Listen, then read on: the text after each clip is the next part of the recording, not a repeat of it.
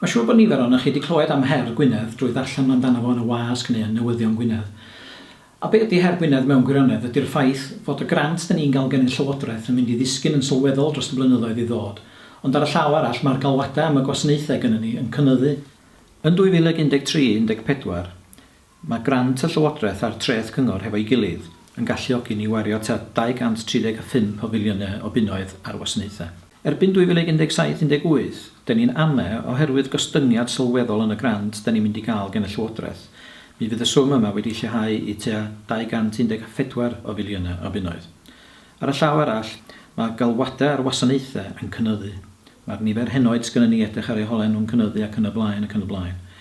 Ac mae'n asesiad ni yn awgrymu fyddwn ni angen 264 o filiynau o bunnoedd ar gyfer talu am wasanaethau yn 2017-18.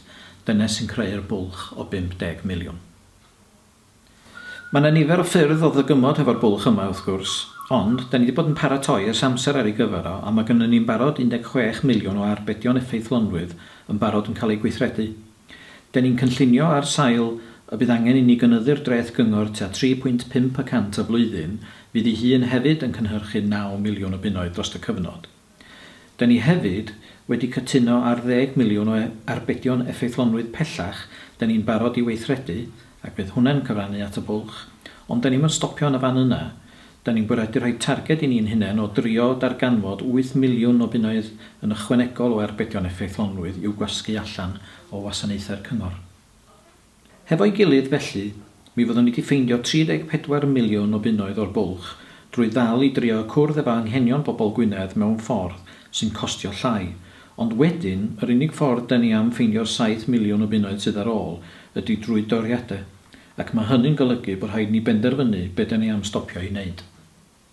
Wrth benderfynu lle i dorri, mwyn sicrhau bod ni'n gwneud y penderfyniadau iawn, mae o'n bwysig i ni ddall beth sy'n bwysig i chi, bobl Gwynedd. Mi fedrwch chi ddeud wrthyn ni beth sy'n bwysig i chi drwy lenwi'r holiadur ar-lein sydd ar gael drwy ddilyn y cyfeiriad ar y sgrin.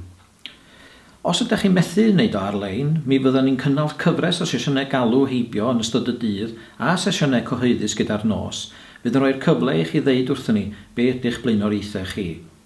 Os ydych chi eisiau mwy o wybodaeth, mae o ar gael yn newyddion Gwynedd neu ar wefan y Cyngor.